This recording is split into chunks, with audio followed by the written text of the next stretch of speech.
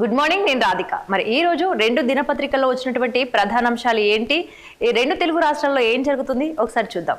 ముందుగా మనం ఈనాడు పేపర్ చూసుకుంటే ఫ్రీ హోల్డ్ సమస్య శాఖ అంటూ ఒక మెయిన్ హెడ్లైన్ చూస్తున్నాం. ఇక్కడ సీఎం ఆదేశించిన కొలిక్కి రాని సమస్యలు, అసలే రెవెన్యూ శాఖలో సమస్యలు కోకొల్లలు, వీటికి తోడు అసైన్డ్ భూముల ఫ్రీ హోల్డ్ వివాదం కొలిక్కి రావటం లేదంటూ ఫ్రీ హోల్డ్ పేరిట వైకాపా ప్రభుత్వంలో ఆ పార్టీ నేతలు భారీగా లబ్ధి పొందారంటూ ఇక్కడ ఉన్నటువంటి రెవెన్యూ శాఖలో ఉన్నటువంటి సమస్యలే ఇంత ఎక్కువగా ఉన్నప్పుడు వీటికి తోడు అసైన్డ్ భూములకు సంబంధించినటువంటి సమస్యలు ఇంకా కొలిక్కి రావటం లేదంటూ ఇక్కడ మనం చూస్తున్నాము. ఏవైతే ప్రైవేటు భూములు పట్టదారులకు సహా ఎంతో మంది ఇబ్బందులు పడుతున్నారనే దాన్ని మనం ఇక్కడ చూడటం జరుగుతుంది. నెక్స్ట్ వార్తకి వెళ్ళినట్లయితే యూదులపై ఉగ్ర దాడి అంటూ ప్రధాన హెడ్లైన్ ఇక్కడ మనం చూస్తున్నాము. ఆస్ట్రేలియాలోని సిడ్నీ బీచ్ లో దుండగుల కాల్పులు, 16 మంది దుర్మరణం, 38 మందికి గాయాలు, పోలీసు కాల్పుల్లో ఒక దుండగుడి మృతి, మరొకరి అరెస్ట్ అయింది. అలాగే ఉగ్రవాద దాడిగా ప్రకటించిన ప్రభుత్వము ప్రధాని నరేంద్ర మోదీ సహా ప్రపంచ దేశాల నేతలు ఖండించినట్టుగా తెలుస్తోంది. అయితే ఆస్ట్రేలియాలో సిడ్నీ బీచ్ లో జరిగినటువంటి దాడి జరిగింది. ఇక్కడ దుండగులకు సంబంధించి ఇక్కడ 16 మంది దుర్మరణం చెందినట్టుగా తెలుస్తుంది, 38 మందికి గాయాలైన ఈ కాల్పుల్లో కూడా ఒక దుండగుడు మృతి చెందినట్టుగా తెలుస్తోంది. అలాగే మరొకరికి అరెస్ట్ అయినట్టుగా తెలుస్తుంది వారిలో. సో ఆస్ట్రేలియా జరిగినటువంటి సిడ్నీలో ఇది ఉగ్ర దాడిగానే ప్రకటించినట్టుగా తెలుస్తుంది. ఎందుకంటే ఇంతకు ముందు జరిగినటువంటి కాశ్మీర్ సంబంధించినటువంటి పేలుళ్లు కావచ్చు, మొన్న చూసుకున్నట్లయితే ఢిల్లీలో సంబంధించిన పేలుడు కావచ్చు, ఇది కూడా మనకు ఆస్ట్రేలియా జరిగినటువంటి ఇది ఒక ఉగ్రదాడిగా ప్రకటించినట్టుగా తెలుస్తుంది నరేంద్ర మోదీతో సహా.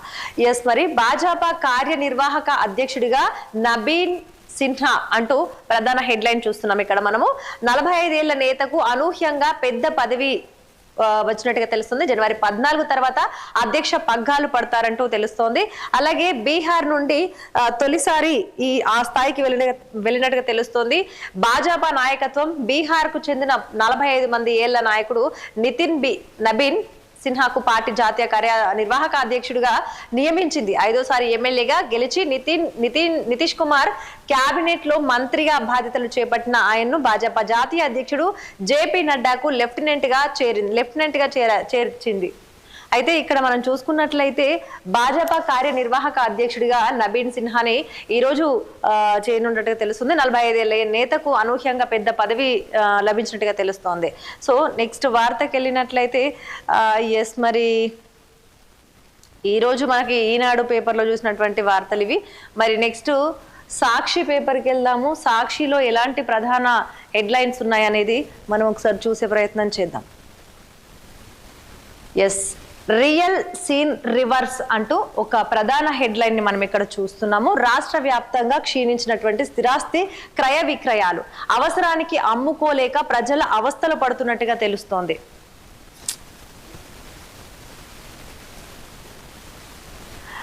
సో భూములు, అపార్ట్మెంట్లు, అలాగే ప్లాట్లు అడిగేవారేరి అంటూ అల్లాడుతున్న భవన నిర్మాణ కార్మికులు, కూలీలు, వ్యాపారులు. విజయవాడ, తిరుపతి, నెల్లూరులో వ్యాపారాలు డీలా పడినట్టుగా తెలుస్తుంది. భూములు, అపార్ట్మెంట్లు, అలాగే ప్లాట్లు అడిగేవారేది అంటూ ఇక్కడ మనము హెడ్లైన్ గా చూస్తున్నాము. రాజధాని అమరావతిలోను మందగమనము, రాష్ట్రంలో వరుసగా 2 ఏళ్లు పడిపోయినటువంటి రిజిస్ట్రేషన్ల ఆదాయము, స్వయంగా టార్గెట్లు తగ్గించుకున్న ప్రభుత్వము.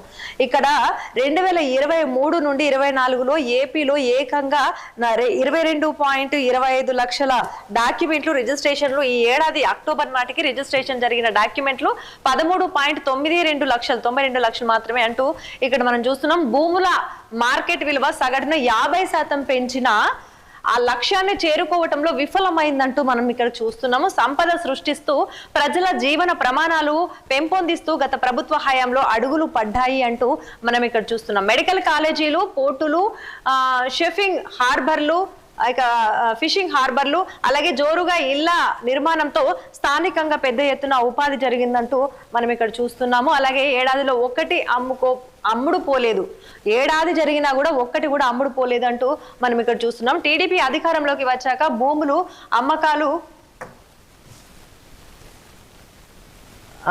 అమ్మకాలు టీడీపీ అధికారంలోకి వచ్చాక భూముల అమ్మకాలు, కొనుగోళ్లు తగ్గాయి.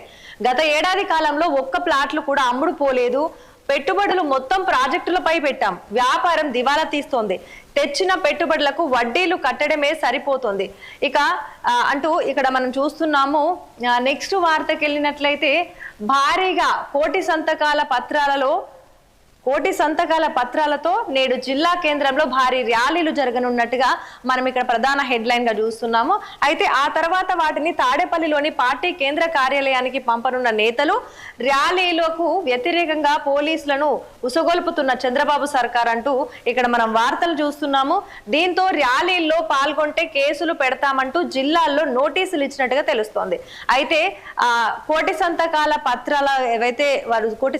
ఏవైతే వాళ్ళు చేస్తున్నారో వాటికి సంబంధించి భారీ ర్యాలీ చేపట్టబోతున్నారు. ఈ ర్యాలీకి సంబంధించి తాడపల్లిలోని పార్టీ కేంద్ర కార్యాలయానికి పంపనున్నటువంటి నేతలు ఆ సంతకాల్ని, అలాగే ర్యాలీలకు వ్యతిరేకంగా పోలీసులను ఉసగొల్పుతున్న చంద్రబాబు సర్కార్ అంటూ వీళ్ళు ధ్వజమెత్తుతున్నట్టుగా కనపడుతుంది. అయితే ఎవరైనా ర్యాలీలో పాల్గొంటే కేసులు పెడతామంటూ జిల్లాలో నోటీసులు అందించినట్టుగా చెప్తున్నారు. ఇక్కడ వీటిని ఖరారు చేయబోమంటున్న వైఎస్ఆర్సీపీ నాయకులు. అయితే విద్యార్థులు, ప్రజా సంఘాల నేతలు వాహనాలు, ర్యాలీలకు అనుమతి ఇవ్వాలంటూ డీజీపీకి పార్టీ లేఖ రాసినట్టుగా తెలుస్తోంది. అయితే నెక్స్ట్ వార్తకి వెళ్తే పార్లమెంటు స్థాయి సంఘం నివేదికకు ఎల్లో మీడియా వక్రభాష్యం పలికిందంటూ ఇక్కడ మనం చూస్తున్నాము. అయితే వైద్య కళాశాలలపై PPPని స్థాయి సంఘం సమర్థించిందని దుష్ప్రచారం జరుగుతోంది. కొత్త ప్రభుత్వ వైద్య కళాశాలల ఆవశ్యకతను నొక్కవక్కించినటువంటి స్థాయి సంఘము ఇక వచ్చే 5 ఏళ్లలో 75,000 సీట్లు పెరిగితేనే విద్యార్థుల వలసల కట్టడి సాధ్యమవుతుందని అభిప్రాయపడుతున్నట్టుగా తెలుస్తుంది. అంటే వచ్చేటువంటి 5 ఏళ్లలో 75,000 సీట్లు పెంచితేనే విద్యార్థుల బయటకి వలస వెళ్ళేటువంటి ఏదైతే ఉందో అది తగ్గిపోతుందంటూ చెప్తున్నటువంటి వైనం చూస్తున్నాము. వైద్య విద్యలో అసమానతలు ఎదుర్కొంటున్న రాష్ట్రాల్లో ఏపీ ఒకటని వెల్లడి చేసినట్టుగా తెలుస్తుంది. వైద్య విద్యలో అంటే ఏదైతే వైద్య విద్య డాక్టర్ కోర్స్ చదివే వాళ్ళు ఎవరైతే ఉన్నారో వాటిలో అసమానతలు ఉన్నాయంటూ చెప్తున్నటువంటి వైనాన్ని మనం చూస్తున్నాం. కొత్త కళాశాలల ఏర్పాటుకు ప్రభుత్వాలు కృషి చేయాలని సూచిస్తున్నారు. PPPలో వైద్య కళాశాలల ఏర్పాటుకు ముందుకొచ్చే వారికి కేవలం పన్ను రాయితీలు చాలని ఉద్బోధ అంటే పన్ను రాయితీలే సరిపోవట్లేవు అంటూ చెప్తున్నటువంటి విషయం. దీనిని వక్రీకరించి చంద్రబాబుకు అనుకూలంగా కట్టుకథలు అల్లుతున్న పచ్చ పత్రిక వాస్తవానికి ఏపీలో నెలకొన్న అసమానతలను చెరిపేసేలా 5 ఏళ్ల కిందటే వైఎస్ జగన్ విప్లవాత్మక సంస్కరణలు తీసుకొచ్చిందంటూ ఇలా ఇక్కడ చూపిస్తున్నటువంటి విషయాన్ని మనం చూస్తున్నాము. అలాగే 17 కళాశాలల ఏర్పాటుతో 2,550 MBBS సీట్లు సమకూర్చేలా 2019లోనే అడుగులు పడ్డాయి. ఏదైతే జగన్ ప్రభుత్వం ఉందో అప్పుడే మేము ఈ వైద్య విద్యను ఏ విధంగా డెవలప్ చేయాలనే విషయానికి వస్తే 17 కళాశాలలు ఏర్పాటు చేశాము. 2,550 MBBS సీట్లు సమకూర్చేలా 2019లోనే మేము ఇవన్నీ చేశామంటూ జగన్ ప్రభుత్వం చెప్పినటువంటి మాజీ ప్రభుత్వం ఏదైతే ఉందో జగన్ చెప్తున్నటువంటి విషయాన్ని మనం ఇక్కడ చూస్తున్నాము. అలాగే నెక్స్ట్ చూసుకున్నట్లయితే మల్లన్న సన్నిధిలో మహా దోపిడీ జరిగిందంటూ ఒక వార్తని మనం ఇక్కడ చూస్తున్నాం, హైలైట్ చేశారు. శ్రీశైలం ఆలయంలో ప్రతి పనికి మామూలు వసూలు చేస్తున్న టీడీపీ ఎమ్మెల్యే బుడ్డ అనుచరులు అంటూ ఇక్కడ వార్త చూస్తున్నాం. అంటే మల్లన్న సన్నిధి ఏదైతే శ్రీశైలం ఆలయంలో ప్రతి పనికి కూడా మామూలు వసూలు చేస్తున్నట్టుగా తెలుస్తోంది. మరి దేవస్థానంలో ఏ టెండర్ అయినా 7% బి ట్యాక్స్ చెల్లించాల్సింది, దాతలు భవనాలు నిర్మించాలంటూ కమిషన్ సమర్పించుకోవాలి. దాతలు భవనాలు నిర్మించాలన్నా కమిషన్ సమర్పించుకోవాల్సిందే. అయితే శ్రీశైలం మండలంలో ఇసుక కంకర టన్నుకు 100 రూపాయల చొప్పున బి ట్యాక్స్ వసూలు చేస్తున్నట్టుగా తెలుస్తోంది. సున్నిపెంటలో మద్యం దుకాణాల నుంచి నెలకు 2 లక్షలు వసూలు చేస్తున్నట్టుగా తెలుస్తోంది. అయితే డబ్బులు ఇవ్వకపోతే ఒక్క పని జరగదు అంటూ ఇక్కడ మనము అవసరమైతే దాడులకు వెనకాడరు అంటూ ఇక్కడ మనం చూస్తున్నాము. ఏదైతే దేవస్థానంలో టెండర్లు వేసినా కూడా 7% బి ట్యాక్స్ చెల్లించాల్సిందే, దాతలు భవనాలు నిర్మించాలన్నా కమిషన్ సమర్పించుకోవాల్సిందే అంటూ, అంటే అడుగడుగున శ్రీశైలం మల్లన్న సన్నిధిలో ఏదైతే ఉందో ఏ పని చేయాలన్నా కూడా అక్కడ జరిగేటువంటి మామూలు ఏవైతే మనము ఇస్తేనే ఆ వసూలు జరిగితేనే పనులు జరుగుతున్నాయంటూ ఇక్కడ చెప్తున్నటువంటి విషయాన్ని మనం చూస్తున్నాం.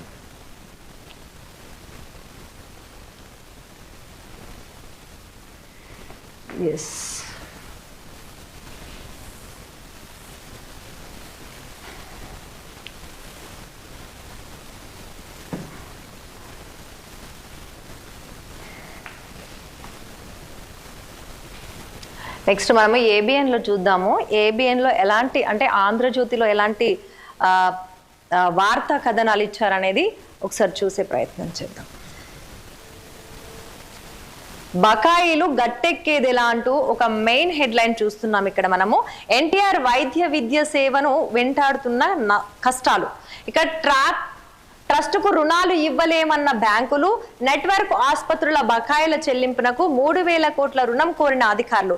2 సార్లు బ్యాంకర్లతో భేటీ జరిగినట్టుగా తెలుస్తోంది. అలాగే షూరిటీ లేకపోవడంపై బ్యాంకర్లు నిరాకరణ చూపించినట్టుగా తెలుస్తోంది. ఆస్తి ఆదాయం హామీ తనఖాపై ప్రశ్నలు వేసినట్టుగా తెలుస్తుంది. వాస్తవానికి ఆసుపత్రుల బకాయిలు 2,400 కోట్లే.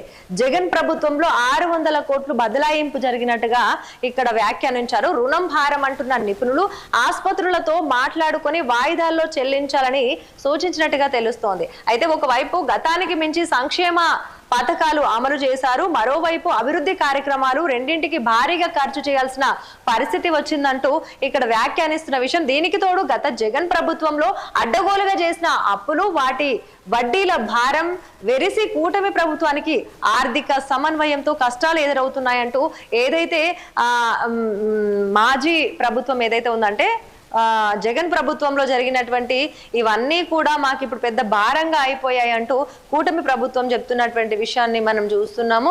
అలాగే యూదులపై మరణకాండ అంటూ ఇంతకు ముందే మనం చదువుకున్నాము. 12 మంది మృతి చెందినట్టు ఉగ్రదాడి అంటూ ఇక్కడ మోడీతో సహా అందరూ కూడా వ్యాఖ్యానించినటువంటి విషయం మనం ఇంతకు ముందే మనం చెప్పుకున్నాము.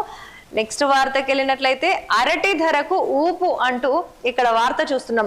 కిలో కనీసంగా 10 గరిష్టంగా 17 రూపాయలంటూ ఇక్కడ మనం వార్త చూస్తున్నాం. ఉత్తరాది వ్యాపారుల రాకతో మార్కెట్ జోషు, రాయలసీమ రైతులకు ఊరట జరిగింది. గత నెలలో కిలో అరటి 2 రూపాయలకు పతనం జరిగినట్టుగా తెలుస్తోంది.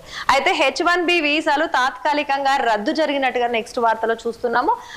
H4 వీసాదారులకు కూడా వారి సోషల్ ఖాతాల తనిఖీ కోసమేననే వాదనలు వినిపిస్తున్నాయి. భారతీయ ఉద్యోగులపై తీవ్ర ప్రభావం పడనుంది అంటూ ఒక వార్తను హైలైట్ చేశారు. ఇది 2వ పేజీలో ఉంది. అయితే యువత ఆకస్మిక మరణాలు కోవిడ్ టీకాల వల్ల కాదు అంటూ ఒక వార్తని చూస్తున్నాం. అయితే 45 ఏళ్ల లోపు వారిలో 42% మంది ఆకస్మిక మరణాలకు గుండె జబ్బులే ప్రధాన కారణం అంటూ ఇక్కడ మనకు వ్యాఖ్యానించిన విషయం చూస్తున్నాం. అయితే తర్వాతి స్థానంలో ఊపిరితిత్తుల సమస్యలు, మహిళల కంటే పురుషుల్లో 5 రెట్లు ఎక్కువగా ఎయిమ్స్ వైద్యుల అధ్యయనంలో వెల్లడైనటువంటి విషయం. అయితే యువత చాలా మంది ఎప్పుడైతే మనము అంటే కోవిడ్ తర్వాత ఏవైతే మరణాలు చాలా మంది యువత చనిపోవడం అనేది జరుగుతుంది. అంటే 40-45 సంవత్సరాల లోపు వాళ్ళు బాగా చనిపోవడం జరుగుతుంది. అయితే దీనికి సమస్య ఏంటి అంటే గుండె జబ్బులతో హఠాత్తుగా చనిపోతున్నట్టుగా మనం చూస్తున్నాము. అయితే ఏం జరిగింది అంటే కోవిడ్ తర్వాత ఇవన్నీ కూడా కోవిడ్ టీకాలు ఏవైతే ఉన్నాయో వాటి వల్లనే ఇలాంటి ప్రభావం అయింది అంటూ మాట్లాడుకున్న విషయం. కానీ ఇక్కడ జరిగింది ఏంటంటే యువత ఆకస్మిక మరణాలు అనేది కోవిడ్ టీకాల వల్ల కాదు.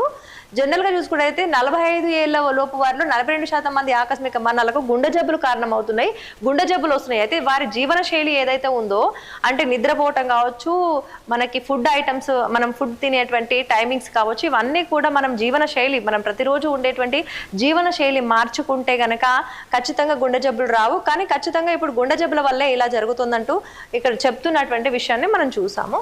ఎస్, మరి నెక్స్ట్ వార్తకి వెళ్ళినట్లయితే సత్యానికి అసత్యానికి మధ్య పోరాటం అంటూ ఇక్కడ ఒక మెయిన్ హెడ్లైన్ చూస్తున్నాం. ఎస్, మరి బీజేపీ డిఎన్ఏలోనే ఓట్ చోరీ, కాంగ్రెస్ లో సత్యం అహింస అంటూ ఇక్కడ హెడ్లైన్ చూస్తున్నాం. అంటే బీజేపీ డిఎన్ఏలోనే ఇది ఏంటి ఓట్ చోరీ జరిగింది అంటూ ఇక్కడ రాహుల్ గాంధీ వ్యాఖ్యానిస్తున్నటువంటి విషయాన్ని మనం చూస్తున్నాము. కాంగ్రెస్ లో సత్యం ఉంది, అహింస ఉంది, కానీ బీజేపీలో మాత్రం ఓటు చోరీ జరిగిందంటూ చెప్తున్నారు. ఆ రెండింటి ద్వారానే పోరాడి మోదీని ఓడించి గద్దె దించుతాం అంటూ వీళ్ళు చెప్తున్నటువంటి విషయం. కేంద్ర ఎన్నికల సంఘం బహిరంగంగా బీజేపీ కోసం పనిచేస్తోంది. అయితే కేంద్ర ఎన్నికల సంఘం ఈసీ ఏదైతే ఉందో అది బీజేపీ కోసమే పనిచేస్తోంది అంటూ వీళ్ళు చెప్తున్నటువంటి విషయం, రాహుల్ గాంధీ వ్యాఖ్యానిస్తున్నటువంటి విషయాన్ని మనం చూస్తున్నాం. ఓట్ చోరీలో దొరికిపోయామని మోదీశాలకు అర్థమైంది. ఓట్ చోరీలో దొరికిపోయామని చెప్పేసి అమిత్ షాలకు అర్థమైపోయిందంటూ చెప్తున్నారు. సభలో నా ప్రశ్నకు జవాబిస్తున్నప్పుడు షా చేతులు వణికిపోయాయి. సత్యం గెలవడానికి సమయం పట్టొచ్చు, కానీ తుది గెలుపు మాదే అంటూ చెప్తున్న వైనం. ఓట్ చోరు గద్దీ చోర్ సభలో కాంగ్రెస్ అగ్రనేత రాహుల్ గాంధీ దశల వారీగా రాజ్యాంగాన్ని నాశనం చేసే కుట్ర చేస్తున్నారంటూ మల్లికార్జున ఖర్గే దమ్ముంటే బ్యాలెట్ విధానంలో పోటీ చేసి గెలవండి అంటూ ప్రియాంక గాంధీ చెప్తున్నారు. అయితే సత్యం అనేది ఎలాగూ గెలుస్తుంది, కాకపోతే కొంచెం టైం పడుతుంది అంటూ కాంగ్రెస్ అగ్రనేత రాహుల్ గాంధీ చెప్తున్నటువంటి విషయం. అలాగే దశల వారీగా రాజ్యాంగాన్ని నాశనం చేస్తున్నారంటూ మల్లికార్జున ఖర్గే వ్యాఖ్యానిస్తున్నటువంటి విషయాన్ని మనం చూసాము. ప్రియాంక దమ్ముంటే బ్యాలెట్ విధానంలో చేసి చూడండి, మీరు ఓట్ చోరీ చేయకండి, మీరు ఓట్ చోరీ చేయడం వల్లే మీరు గెలుస్తున్నారు, మీకు బ్యాలెట్ విధానంలో గెలిచి చూపించండి అంటూ ప్రియాంక చెప్తున్నటువంటి విషయాన్ని మనం చూస్తున్నాం. అయితే రామ్లీలా మైదానంలో కాంగ్రెస్ ఆధ్వర్యంలో ఓట్ చోర్ గద్దీ చోర్ మెగా ర్యాలీలో రాజ్యాంగ ప్రతులతో రాహుల్, ఖర్గే, సోనియా ఇక్కడ మనం ఫోటో కూడా చూస్తున్నాం. ఎస్, మరి ఇక్కడ దేశంలో సత్యానికి అసత్యానికి మధ్య పోరాటం నడుస్తోంది. కాంగ్రెస్ అగ్రనేత లోక్సభలో ప్రతిపక్ష నేత రాహుల్ గాంధీ అన్నారు, మహాత్మా గాంధీ చూపిన సత్యం అహింస మార్గంలో పోరాటం ద్వారానే నరేంద్ర మోదీ ఆర్ఎస్ఎస్ ప్రభుత్వాన్ని గద్దెదించుతామని చెప్తున్నారు. ఎస్, మరి ఈ వార్తని చూసాము. నెక్స్ట్ వార్తకి వెళ్ళినట్లయితే మరి ఈరోజు ఆంధ్రజ్యోతిలో వచ్చినటువంటి ప్రధాన హెడ్లైన్స్ మనం చూసాము. మరి నెక్స్ట్ ఎస్, మరి వెలుగు పేపర్లో చూద్దాం. వెలుగు పేపర్లో ఎలాంటి వార్తలు కథనాలు ఉన్నాయనేది చూద్దాం. ఎస్, మరి రెండో విడతలోనూ కాంగ్రెసే హవా, అత్యధిక గ్రామాల్లో సర్పంచులుగా అధిక పార్టీ మద్దతుదారుల విజయము, ఇంకా కొనసాగుతున్న కౌంటింగ్ ప్రక్రియ. అయితే రెండు విడతల్లో 3,911 సర్పంచ్ పదవులు, 29,917 వార్డులకు ఎన్నికలు జరిగాయి. 415 పంచాయతీలు ఏకగ్రీవంగా ఎన్నుకోవడం జరిగింది. అయితే మనకు గ్రామ పంచాయతీ ఎన్నికలు ఏవైతే ఉన్నాయో అవి కొన్ని విడతల్లో కూడా 2-3 విడతల్లో జరిగినటువంటి విషయం మనం చూసుకున్నాము. అయితే నిన్నటితో అన్ని ప్లేసుల్లో కూడా అన్ని విడతల్లో కూడా కంప్లీట్ అయిపోయినాయి గ్రామ పంచాయతీ ఎన్నికలు. మరి వాటిల్లో ఎవరు హవా చూపించారంటే కాంగ్రెస్ పార్టీ హవా చూపించినట్టుగా అత్యధిక గ్రామాల్లో సర్పంచులుగా కాంగ్రెస్ పార్టీ అభ్యర్థులే గెలిచారంటూ ఇక్కడ చూపిస్తున్నటువంటి వైనాన్ని మనం చూస్తున్నాం. అయితే రెండో విడత గ్రామ పంచాయతీల్లో ఎన్నికల్లో కాంగ్రెస్ బలపరిచిన అభ్యర్థుల హవా కొనసాగింది. రెండో విడతలో ఏదైతే ఉందో రెండో విడతలో మాత్రం కాంగ్రెస్ బలపరిచిన అభ్యర్థులు మాత్రమే హవా కొనసాగించారు, వాళ్లే గెలిచారంటూ చూపిస్తున్న వైనము. తొలి విడతలో అత్యధిక స్థానాలు కైవసం చేసుకుని జోష్ మీదున్న ఆ పార్టీ రెండో విడతలోనూ విజయం పరంపరం కొనసాగించింది. అత్యధిక పంచాయతీల్లో కాంగ్రెస్ మద్దతుదారుల సర్పంచులుగా విజయం సాధించారంటూ గ్రామ పంచాయతీ ఎన్నికల్లో కాంగ్రెస్ పార్టీ అభ్యర్థులు మాత్రమే ఎక్కువ మంది హవా చూపించారు, గెలిచారంటూ మనం ఇక్కడ చూస్తున్నాం. ఆదిలాబాద్ జిల్లా మావల గ్రామంలో కాంగ్రెస్ పార్టీ బలపరిచిన సర్పంచ్, ఉప సర్పంచ్ గెలుపు సంబరాలు జరుపుకున్నటువంటి ఫోటోని మనం కూడా ఇక్కడ చూస్తున్నాం. ఎస్, మరి నెక్స్ట్ వార్తకి వెళ్తే రెండో విడతలో 86% పోలింగ్ జరిగింది అంటూ ఇక్కడ మనం చూస్తున్నాం. రాష్ట్ర వ్యాప్తంగా రికార్డు స్థాయిలో ఓటింగ్ జరిగింది. అయితే రాష్ట్ర వ్యాప్తంగా కూడా రికార్డు స్థాయిలో ఓటింగ్ జరిగింది అనేది మనం ఇక్కడ చూస్తున్నాం. అయితే యాదాద్రి భువనగిరి, ఖమ్మంలో 91% దాటిన పోలింగ్. అయితే మనం చూసుకున్నట్లయితే ఎప్పుడైనా కూడా 50%, 60% ఓటింగ్ జరిగింది అని చెప్పేసి మనం చెప్పుకుంటాం. బట్ ఈసారి మాత్రం రెండో విడతలో మాత్రం ఇవి గ్రామ పంచాయతీ ఎన్నికలు, రాష్ట్ర వ్యాప్తంగా రికార్డు స్థాయిలో ఓటింగ్ జరిగింది. యాదాద్రి భువనగిరి జిల్లాలో మాత్రం అలాగే ఖమ్మంలో కూడా 91% దాటింది పోలింగ్. అంటే దాదాపుగా చాలా మంది, అంటే 100కి 91% అంటే ఎంత ఎక్కువ మంది వేశారు. ఇంకా ఓన్లీ 9% మాత్రమే తక్కువ ఉన్నారు 100కి. అంటే చాలా మంది తమ ఓటు హక్కుని వినియోగించుకున్నారనే విషయం మనం ఇక్కడ చూస్తున్నాం. అత్యల్పంగా నిజామాబాద్ లో 76%, జగిత్యాలలో 78% నమోదైంది. ఓటింగ్ లో పెద్ద ఎత్తున పాల్గొన్న మహిళలు, అంటే మహిళలే ఎక్కువ మంది వచ్చి తమ ఓటు హక్కుని వినియోగించుకున్నట్టుగా మనం చూస్తున్నాం. ఎస్, మరి నెక్స్ట్ వార్తకి వెళ్తే కలిసి వచ్చిన లక్ అంటూ ఇక్కడ ఒక చూస్తున్నాం. నిర్మల్ జిల్లా భాగాపూర్ సర్పంచ్ గా పోస్టల్ ఓట్ తో గెలిచిన శ్రీవేద, మెదక్ జిల్లా చీపురు దుబ్బాతండలో డ్రాలో సర్పంచ్ గా గెలిచిన సునీత, టై కావటంతో టాస్ తో గెలిచిన సర్పంచ్లు, పోస్టల్ బ్యాలెట్ తో యువతి విజయం సాధించింది. అయితే వీళ్ళిద్దరికి కూడా టై అయింది ఆ ఓట్లకు సంబంధించి. దానికి సంబంధించి మళ్ళీ వీళ్ళు టై అయిన తర్వాత మళ్ళీ డ్రాలో తీశారు. డ్రా సిస్టమ్ లో తీసినప్పుడు వీళ్ళు పోస్టల్ బ్యాలెట్ తో యువతి విజయం సాధించినట్టు తెలుస్తుంది. ఒక్క ఓటుతో విజయం వరించిన వాళ్ళు మరికొందరు ఉన్నారు. వార్డు మెంబర్ గా ఏకగ్రీవమైన సర్పంచ్ గా ఘన విజయం. అయితే వార్డు మెంబర్లు కావచ్చు, ఈసారి మనము గ్రామ పంచాయతీ ఎన్నికల్లో రకరకాలైనటువంటి జిమ్మిక్కులు కూడా చూసాము. అయితే అంటే ఏంటంటే ప్రతి ఒక్కరు కూడా, అంటే చాలా మంది కూడా గ్రామ పంచాయతీ ఎన్నికల్లో ఏకగ్రీవాలు జరిగినాయి. అయితే ఏకగ్రీవాలు కూడా సర్పంచ్ పదవికి జరిగినాయి, అలాగే వార్డు మెంబర్ కూడా జరిగినట్టుగా మనం చూస్తున్నాము. ఎస్, మామపై కోడలు విక్టరీ సాధించింది, సూసైడ్ చేసుకున్న అభ్యర్థి సర్పంచ్ గా గెలుపు. అలాగే తల్లి డెడ్ బాడీ ఇంట్లో ఉన్న ఓటేసిన కొడుకు, అంటే ఓటు హక్కు, తల్లి చనిపోయినా కూడా వెళ్ళి తమ ఓటు హక్కుని వినియోగించుకున్నట్టుగా తెలుస్తోంది. ఎస్, మరి నెక్స్ట్ వార్తకు వస్తే కొత్త ఏడాదిలో కొత్త పహానీలు అంటూ భూభారతికి సంబంధించినటువంటి వార్తని మనం చూస్తున్నాం. భూభారతి చట్టం ప్రకారం గ్రామాల్లో రికార్డు ఓపెన్ చేయనున్న రెవెన్యూ శాఖ. అయితే భూభారతి చట్టం ఎవరైతే హయాంలో భూమి సంక్రమణ వివరాలు కూడా రికార్డుల్లోకి భూస్వరూపం పండించేటువంటి పంటల సమగ్ర సమాచారం నమోదు చేస్తారు. అలాగే కొత్త జీపీఓలకు రికార్డు నిర్వహణ బాధ్యతలు తీసుకుంటారు. అలాగే 2014లో ఆగిపోయిన పహానీ రికార్డులు అంటూ మనం చూస్తున్నాము.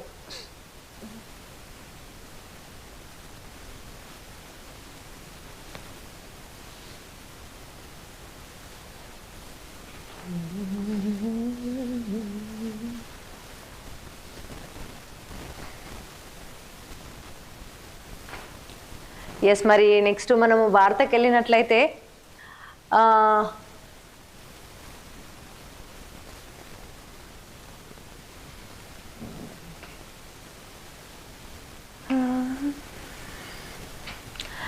ఎస్, మరి స్పోర్ట్స్ వార్తకి వెళ్తే కనుక మనము గ్రాండ్ పాక్ ను చిత్తుగా భారత్ అండర్-19 జట్టు భారీ విజయం సాధించింది. పాక్ ను చిత్తుగా ఓడించినటువంటి భారత్ జట్టు అండర్-19 జట్టు భారీ విజయం సాధించినట్టుగా మనం చూస్తున్నాం. చెలరేగిన ఆరోన్ జార్జ్ అలాగే Kanishk all round show. Asia cup లో సమీన్ బెర్త్ ఖరారు చేశారు. అలాగే క్రికెట్ లో ఫార్మాట్ తో సంబంధం లేకుండా పాకిస్తాన్ తో మ్యాచ్ అంటే భారత్ గెలుపు ఖాయమే అన్నట్టు పాక్ పై కొంతకాలంగా టీమిండియా జోరు కొనసాగుతుంది. భారత అండర్-19 జట్టు కూడా తామేం తక్కువ కాదని నిరూపించుకుంది. అండర్-19 జట్టు అనేది ఇక్కడ చిత్తుగా ఓడించింది. దుబాయ్ లో చూసుకున్నట్లయితే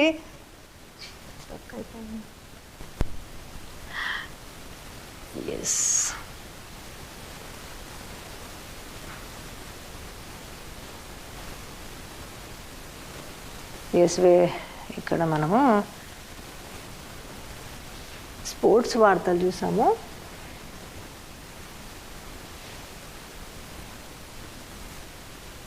దిశ పేపర్.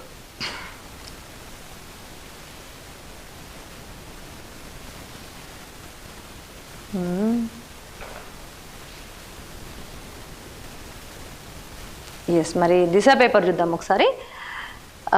రెండో దఫా హస్తగతమే అంటూ ఇక్కడ మనం ఇంతకు ముందు చెప్పుకున్నటువంటి గ్రామ పంచాయతీ ఎన్నికల్లో కాంగ్రెస్ బలపరిచిన అభ్యర్థులే సత్తా చూపించినట్టుగా మనకి ఈ గ్రామ పంచాయతీ ఎన్నికలకు సంబంధించినటువంటి గ్రామ పంచాయతీ ఎన్నికలు ఏవైతే ఉన్నాయో వాటిలో కాంగ్రెస్ పార్టీయే హవా చూపించినట్టుగా ఇంతకు ముందు మనం చెప్పుకున్నట్టుగా అదే వార్తను మళ్ళీ ఇక్కడ హైలైట్ చేశారు.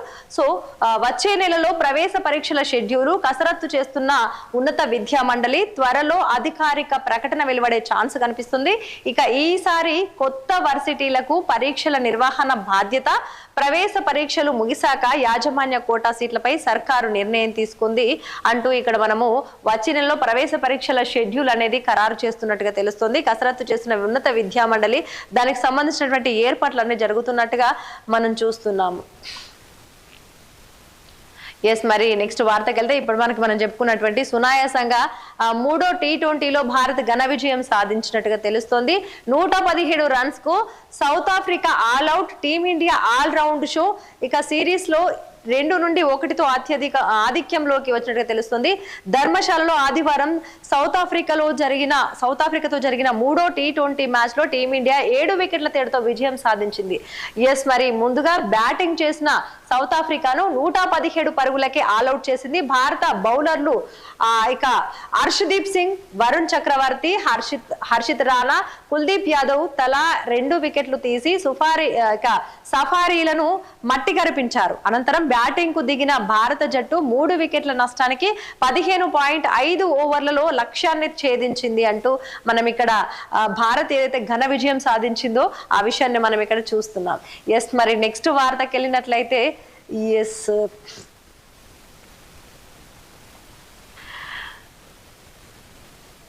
ఎస్ఐఆర్ తో పేదల హక్కులను లాక్కునే కుట్ర జరుగుతుందంటూ ఓటర్ ఆధార్ రేషన్ కార్డులు తొలగిస్తారు. ఆర్ఎస్ఎస్ గోల్వాల్కర్ భావజాలము అమలుకు మోడీ అమిత్ షా కుట్ర చేస్తున్నారు. గత ఎన్నికల్లో బీజేపీకి పూర్తి మెజారిటీ వస్తే రాజ్యాంగాన్ని మార్చేశారు. ఓట్ చోరీ పోరాటంపై రాహుల్ గాంధీకి ప్రజలు అండగా నిలవాలి. ఢిల్లీలో ఓట్ చోరీ గద్దీ చోడు మహార్యాలీ సభలో సీఎం రేవంత్ రెడ్డి పాల్గొన్న ఖర్గే, రాహుల్, సోనియా, ప్రియాంక. ఏదైతే ఉందో ఇప్పుడు మనకి ఇంతకుముందు మనం ఈ వార్తను మాట్లాడుకున్నాము. ఎస్ఐఆర్ ఏదైతే ఉందో దాన్ని తీసుకొచ్చి పేదల హక్కులను లాక్కునేటువంటి కుట్ర జరుగుతుందంటూ రేవంత్ రెడ్డి వ్యాఖ్యానిస్తున్నటువంటి విషయాన్ని మనం ఇక్కడ చూసాము. ఏదైతే ఓట్ చోరీ గద్దీ చోడుకు సంబంధించి ఢిల్లీలో జరిగినటువంటి సమావేశంలో మాట్లాడిన విషయాన్ని మనం ఇక్కడ చూసాము.